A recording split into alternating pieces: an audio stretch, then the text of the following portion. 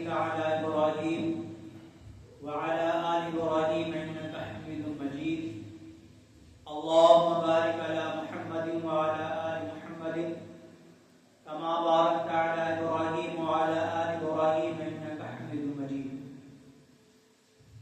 محترم اور معزز سامعین کرام، یہ شعبان کا مہینہ چل رہا ہے اور آج شعبان کی 17 تاریخ ہے. چند دنوں کے بعد رمضان المبارک کا بابرکت مہینہ آنے والا ہے. یہ شعبان اس مہینے کا مقدمہ ہے. حضرت مجدد ثانی رحمۃ اللہ علیہ فرمایا کرتے تھے کہ جب سورج طلوع ہوتا ہے، سورج نکلتا ہے، تو سورج کے نکلنے سے پہلے روشنی چھا جاتی ہے، روشنی ہونے لگتی ہے، دل محسوس ہونے لگتا ہے اور ہمیں پتہ بھی نہیں چلتا ہے کہ سورج نکلا ہے یا نہیں نکلا ہے، اتنا اجالا ہو جاتا ہے. اسی طرح یہ رمضان کا مہینے سے پہلے جو رمضان کی برکتیں ہیں، 15 شعبان کے بعد وہ برکتیں اللہ تبارک و تعالی رمضان کی نازل کرنے لگتا ہے. اب رمضان کا مہینہ آ رہا ہے تو ہم رمضان کی تیاری کیسے کریں؟ جب عید آنے والی ہوتی ہے تو گھر کی عورتیں اور ہم سب مل کر کے عید کی تیاری میں لگ جاتے ہیں. کپڑے خریدنے میں، کپڑے بنانے میں، شاپنگ میں، ساری چیزوں کی کرنے میں جو ہے تیاری شروع ہو جاتی ہے عید کی. لیکن رمضان کا مہینہ جب آتا ہے تو ہم اور آپ رمضان کی تیاری میں مشغول نہیں ہوتے. رمضان کی تیاری کیا ہے کہ ہم اپنے وقت کو رمضان کے لیے خالی کریں، اپنے کام کو سمیٹیں، اپنے کام کو اکٹھا کریں اور رمضان کے لیے اپنا وقت نکالیں کہ رمضان میں ہم فری ہوں گے تو ہم اللہ تبارک و تعالیٰ کی عبادت کر سکیں گے. جب ہم اپنے کاموں کو سمیٹ لیں گے ہمیں ٹینشن بھی نہیں ہوگی کہ ہمیں فلاں چیز کرنی ہے، ہمیں فلاں چیز کرنی ہے. تب جا کر کے ہمیں جو ہے رمضان کا وقت جو ملے گا، وہ فرصت کا لمحہ ملے گا اور ہم اس میں جو ہے اللہ تبارک و تعالیٰ کی عبادت جو ہے جم کے کر سکیں گے. دوسری یہ کہ ہم اپنے گناہوں کی توبہ کریں، اپنے گناہوں کا استغفار کریں اللہ تبارک و تعالیٰ سے اور اپنے گناہوں کی معافی مانگیں کہ ہم نے جو بھی گناہ کر لیے اب ہم اللہ تبارک و تعالیٰ سے توبہ کر رہے ہیں اور آنے والے رمضان سے ہم جو ہے رمضان میں تن من دھن سے رہ جائیں. اور یہ کہ قرآن کریم کی ہم تلاوت کرنا چالو کریں، قرآن کریم کی تلاوت کرنا چالو کریں. اپنا ٹائم نکالیں کہ ہم موبائل میں دن رات لگے رہتے ہیں، طرح طرح کی چیزیں دیکھتے ہیں، تو ہم موبائل کو دیکھنا بھی کم کریں تاکہ ہمارا جو ہے جو نفس ہے اس کی طرف آمادہ نہ بار بار ہو. اور اگر ہم ان چیزوں پر غور فکر نہیں، دھیان نہیں دیں گے تو ہمارا من نہیں لگا رہے گا. یہ چیز کرنی ہے، یہ چیز کرنی ہے، نفس جو ہے اس کی طرف وہ رغبت دلاتا ہے. تو ہمیں جو ہے قرآن کریم کی تلاوت جو ہے روٹین بنانا ہے اور قرآن کریم کا جو ہے مشغلہ بنانا ہے کہ صبح صبح جو ہے قرآن کریم کو پڑھا جائے. کہ ہماری زندگی کے اندر ہماتم ہونا چاہیے. مدینہ المنورہ کے اندر جب تہجد کے وقت نبی کریم صلی اللہ علیہ وسلم نکلا کرتے تھے تو مکھیوں کے بھنبھناہٹ کی طرح آواز آیا کرتی تھی. اور یہ آواز کاہے کی ہوتی؟ قرآن کریم کے پڑھنے کی آواز ہوا کرتی تھی. گھروں سے قرآن کریم کی پڑھنے کی آوازیں آیا کرتی تھی. وہ لمحہ ہمارے لیے برکتوں کا لمحہ ہوا کرتا تھا.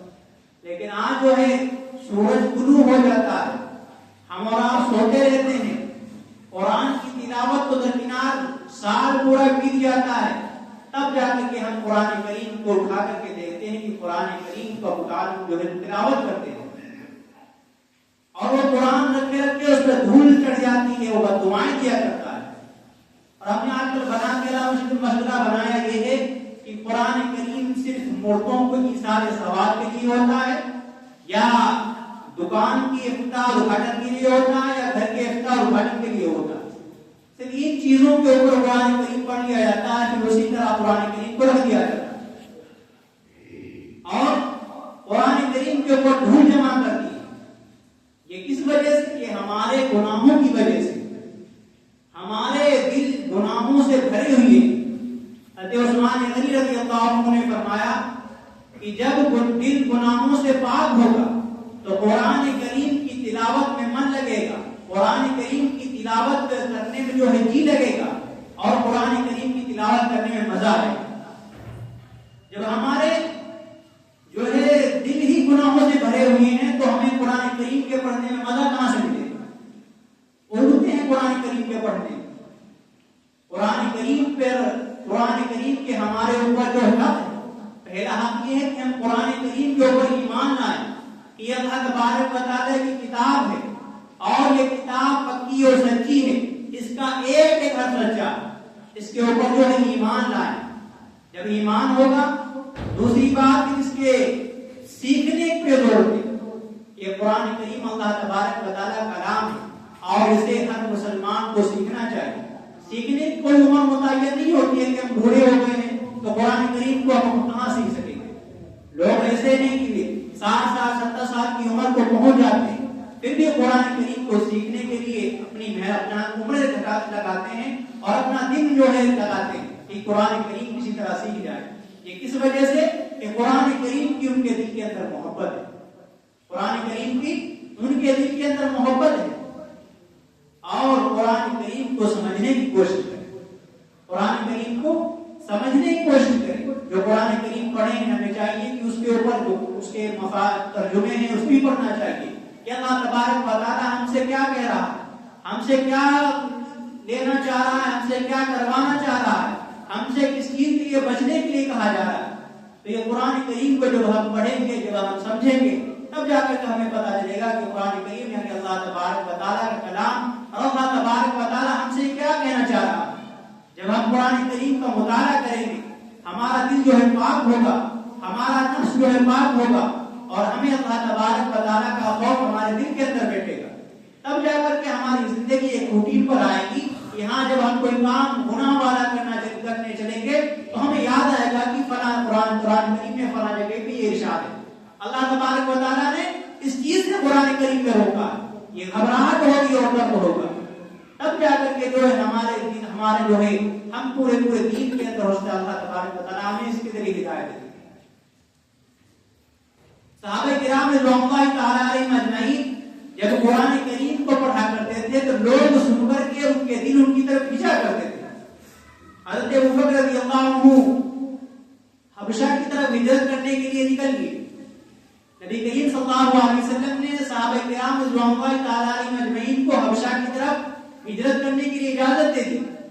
جب مسلمانوں کو ستایا جانے لگا، پریشان کیا جانے لگا، تو نبی کریم صلی اللہ علیہ وسلم نے صحابہ کرام رضوان اللہ تعالیٰ علیہم اجمعین سے کہا کہ آپ لوگ حبشہ کی طرف ہجرت کر جائیں، وہاں کا بادشاہ جو طرف دل ہے۔ تو صحابہ کرام رضوان اللہ تعالیٰ علیہم اجمعین حبشہ کی طرف ہجرت کرنے لگے، اور حضرت ابوبکر رضی اللہ عنہ نے بھی جانے کا ارادہ کیا۔ تو ایک قریش کے لوگوں میں سے ایک نے حضرت ابوبکر رضی اللہ عنہ کو روک لیا کہ آپ کہاں جا رہے ہیں، آپ یہیں رہیے، میں آپ کو امان دیتا ہوں، آپ کو اپنے گھر رکھوں گا۔ چنانچہ حضرت ابوبکر رضی اللہ عنہ رک گئے اور ان کے گھر سے تشریف لے گئے، ان کے گھر رکنے لگے۔ جب ان کو خالی وقت ملتا، فرصت کا وقت ملتا، قرآن کریم کی تلاوت کرنے لگے، قرآن کریم کی تلاوت کرنے لگے۔ جب قرآن کریم کی تلاوت کرتے تو وہ جو گھر میں رہا کرتی تھی ان کی عورتیں، تو وہ جب قرآن کریم کو سنتی تو ان کے دل جو ہے قرآن کریم کی طرف کھینچتے چلے جاتے۔ انہوں نے اپنے گھر والوں سے کہا، اپنے شوہر سے کہا، یہ شخص کیا چیز پڑھا کرتا ہے، یہ جب پڑھتا ہے تو ہمارے دل اس کی طرف کھینچے چلے جاتے ہیں۔ تو اس شخص نے سوچا کہ اگر ابو بکر یہاں رکے تو یہ ہو ایسا نہ ہو کہ ہمارے گھر کی عورتیں بھی مسلمان ہو جائیں، ہمارے گھر کی عورتیں بھی مسلمان ہو جائیں۔ انہوں نے اپنی زبان یعنی جو ذمہ داری لی تھی اپنے گھر میں رہنے کی، انہوں نے اپنی ذمہ داری ہٹا دی کہ آپ اب ہمارے گھر میں نہیں رہیں۔ تو یہ قرآن کریم کی لذت ہے، قرآن کریم کی یہ برکت ہے کہ جو شخص سمجھ کے پڑھتا ہے اللہ تبارک و تعالیٰ اس کی مثال جو ان کے دلوں کے اندر ڈال دیتا ہے۔ تو ہم رمضان المبارک سے پہلے قرآن کریم کی تیاری کے، قرآن کریم کی تلاوت کی تیاری کریں اور اپنے دلوں کو گناہوں سے پاک کریں، اپنے گناہوں کو، اپنے دلوں کو گناہوں سے پاک کریں اور اپنے وقت کو رمضان المبارک کے لیے تیار کریں اور اپنے وقت کو نکالیں کہ ہم تھوڑا وقت جو ہے کم کر کے اپنے مشاغل جو ہے، جو رمضان مبارک کے اندر مشغلے آنے والے ہیں، ان کو تھوڑا تھوڑا کر کے جو ہے ہم آہستہ سمیٹتے رہیں اور رمضان مبارک میں زیادہ سے زیادہ اپنی عبادت کے لیے وقت نکالیں۔ یہ رمضان مبارک کی تیاری ہے، رمضان مبارک کی تیاری ہے۔ اللہ تبارک و تعالیٰ نے رمضان المبارک کو جو ہے تمام مہینوں کا سردار بنایا اور اس میں اللہ تبارک و تعالیٰ سب سے زیادہ برکتیں رکھتا ہے، سب سے زیادہ برکتیں رکھتا ہے۔ اللہ تبارک و تعالیٰ اس مہینے کے اندر اپنی رحمتیں اتار دیتا ہے اور افطار کے وقت اللہ تبارک و تعالیٰ اپنے بندے کی دعاؤں کو قبول کرتا ہے، اپنے بندے کی دعاؤں کو قبول کرتا ہے۔ لیکن جو شخص اللہ تبارک و تعالیٰ جو اپنے بندے کو سارے اختیار دے دیتا ہے کہ مانگو، تم کیا مانگتے ہو میں تمہیں دوں گا، اب اگر کوئی بندہ نہ مانگے تو پھر آدمی کو غصہ بھی آتا ہے۔ کوئی مالک آپ سے کہے آپ جتنا مانگنا چاہیں مانگ لیں، بار بار اصرار کرتا ہے کہ مانگ لیں، لیکن جب مانگتا نہیں تو آدمی کو غصہ بھی آتا ہے۔ تو اللہ تبارک و تعالیٰ کے کہنے کے باوجود ہم نہیں مانگ رہے ہیں، ہم رمضان مبارک کے روزے نہیں رکھ رہے ہیں۔ میں سرسری طور پر ایک حدیث بتاتا ہوں کہ نبی کریم صلی اللہ علیہ وسلم کے پاس حضرت جبرائیل امین علیہ السلام آئے تھے اور جبرائیل امین علیہ السلام نے نبی کریم صلی اللہ علیہ وسلم سے فرمایا تھا کہ آپ بدعا کی، جب نبی کریم صلی اللہ علیہ وسلم نے آمین کہا تو صحابہ کرام رضوان اللہ تعالی علیہم اجمعین نے یہ مشغلہ دیکھا کہ آپ علیہ السلام منبر پر چڑھ رہے ہیں اور آمین کہہ رہے ہیں، منبر پر چڑھ رہے ہیں اور آمین کہہ رہے ہیں۔ تو صحابہ کرام رضوان اللہ تعالی علیہم اجمعین نے نبی کریم صلی اللہ علیہ وسلم سے پوچھا کہ اللہ کے نبی، میں نے آج جو یہ طریقہ جو ہے پہلی مرتبہ آپ کا دیکھا ہے، اس سے پہلے میں نے آپ کو کبھی آمین کہتے نہیں سنا۔ تو نبی کریم صلی اللہ علیہ وسلم نے فرمایا کہ میرے پاس جبرائیل امین علیہ السلام آئے تھے اور انہوں نے فرمایا، انہوں نے بددعائیں کی اور میں نے اس بددعا کے اوپر آمین کہا، میں نے اس بددعا کے اوپر آمین کہا۔ پہلی بددعا کہ جب آپ کا نام گرامی یعنی نبی کریم صلی اللہ علیہ وسلم کا نام لیا جائے تو اس کے جواب میں کوئی اگر درود و سلام نہ پڑھے تو اس پر جو ہے بدبختی ہو، لعنت ہو، ملامت ہو، برائی، یہ ساری چیزیں بددعائیں دی جبرائیل امین علیہ السلام نے، تو آپ علیہ السلام نے اس پر آمین کہا۔ تو جب بھی نبی کریم صلی اللہ علیہ وسلم کا نام لیا جائے ہم سب کو ایک مرتبہ صلی اللہ علیہ وسلم کہہ لینا چاہیے تاکہ ہم جبرائیل امین علیہ السلام کی بددعا سے بچ جائیں۔ دوسری بددعا کہ جب انسان کے والدین زندہ ہوں، دونوں میں سے دونوں اگر زندہ ہوں یا ان میں سے کوئی ایک زندہ ہو اور وہ ان کی خدمت کر کے جو ہے جنت نہ کما سکے تو اس کے لیے جو ہے ہلاکت ہو، بربادی ہو۔ یہ جبرائیل امین علیہ السلام نے بددعا دی اور نبی کریم صلی اللہ علیہ وسلم نے اس پر آمین کہی، اس پر آمین کہی۔ پھر تیسری بددعا کی کہ جو رمضان مبارک کا مہینہ پائے اور وہ رمضان مبارک کے اندر اپنی مغفرت نہ کروا پائے تو اس کے لیے ہلاکت ہو۔ نبی کریم صلی اللہ علیہ وسلم نے اس پر بھی آمین کہا۔ تو جبرائیل امین علیہ السلام کا دنیا کے اندر آنا اور نبی کریم صلی اللہ علیہ وسلم کے اس پر جو ہے آمین کہنا، پہلی بات جبرائیل امین علیہ السلام اللہ تبارک و تعالیٰ کے بغیر حکم کے دنیا کے اندر تشریف نہیں لاتے تھے۔ جب اللہ تبارک و تعالیٰ حکم دیتا ہے جبرائیل امین علیہ السلام کو، جبھی جبرائیل امین علیہ السلام دنیا کے اندر آیا کرتے تھے۔ تو یہ حکم کس کا ہوا کہ بددعائیں کو جا کر کے اور یہ اللہ تبارک و تعالیٰ کا حکم ہوا کہ ولی نبی علیہ السلام آئے اور یہ بددعائیں دی. تو ہمیں چاہیے کہ ہم پہلے سے ارادہ کریں کہ انشاءاللہ جو آنے والا رمضان ہے ہم اس میں اس رمضان کے اندر کوئی بھی کوتاہی نہیں کریں گے. انشاءاللہ پورے جو ہے رمضان کے روزے رکھیں گے اور قرآن کریم کی تلاوت جب بھی وقت ملے گا ہم قرآن کریم کی تلاوت کریں گے.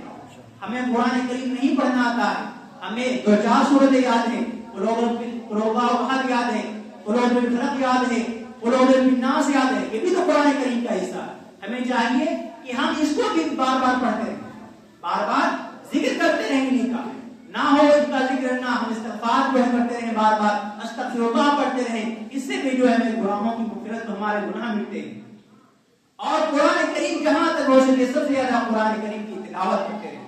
اور ہمارے گھروں میں سب مسئلہ یہ ہے کہ جب ہم صبح ہوتی ہے تو سب سے پہلے جو ہے زیادہ دینداری ہوتی ہے تو قرآن کریم کی جو ہے موبائل کے اوپر لگا دیا جاتا ہے کہ ہاں قرآن کریم جو چل رہا ہے, ہم جو ہے کہیں اور مشغول ہیں اور قرآن کریم کی تلاوت موبائل کے اوپر ہو رہی, نہ اس کو کوئی سننے والا نہ اس کو کوئی دیکھنے والا, کسی طرح کی کوئی ٹینشن نہیں ہے. بس قرآن کریم جو ہے موبائل کے اوپر لگا ہوا ہے, بس ہمارے گھر میں برکتیں نازل ہو رہی.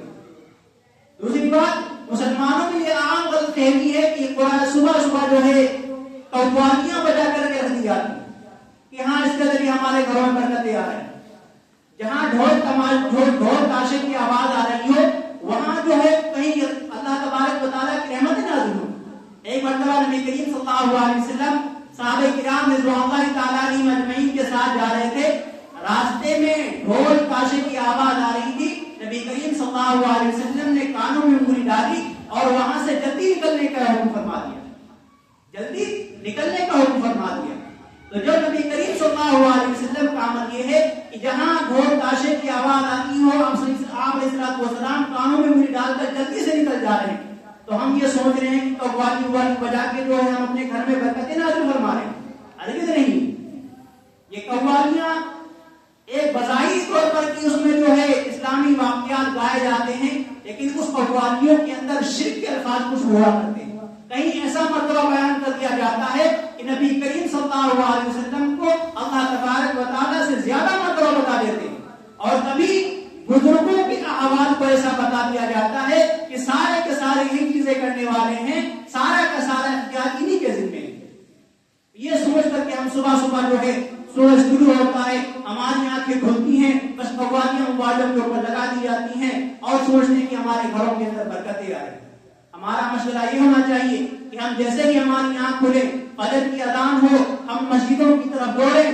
مسجدوں کی طرف دوڑنے کے بعد ہم اللہ تبارک و تعالیٰ کے دربار میں جو فجر کی نماز ہے وہ ادا کریں. پھر اپنے گھروں کے اندر جائیں, قرآن کریم کی تلاوت کریں, قرآن کریم کی تلاوت کریں. تب جا کر کے ہمارے گھروں کے اندر برکتیں آئیں گی, تب جا کر کے ہمارے گھروں کے اندر جو ہے برکتیں آئیں گی. قرآن کریم میں ہے کہ جب تم قرآن کریم کا جو ہے پڑھنا چھوڑ دو گے, قرآن کریم سے اعراض کرو گے, ہم تمہارے اوپر زندگیوں کو تنگ کر دیں گے. اور یہی ہے کہ ہم نے قرآن کریم کو چھوڑ دیا, ہم نے قرآن کریم کی تلاوت کو جو ہے چھوڑ دیا, ہم نے قرآن کریم کو ایک طاق میں رکھ دیا, اس پر دھولیں جم رہی ہیں اور ہم یہ سوچتے ہیں کہ ہماری کامیابی کے دن آنے والے ہیں. بربادی ہم نے اپنے گھر کے اندر لے آئی اور یہ رونا رو رہے ہیں کہ فلاں حکومت ہمارے اوپر مسلط ہے. ہم نے اپنی تباہی کے جو ہے ٹھیکہ خود لے رکھا ہے. قرآن کی تلاوت ہمارے گھروں سے آتی نہیں ہے, گانے بجانے کی آوازیں 24 گھنٹے لگی رہتی ہیں اور یہ سوچتے ہیں کہ ہمارا گھر خوشحال رہے گا, ہمارے گھر میں برکتیں رہیں گی. کبھی ہرگز نہیں ہو سکتا.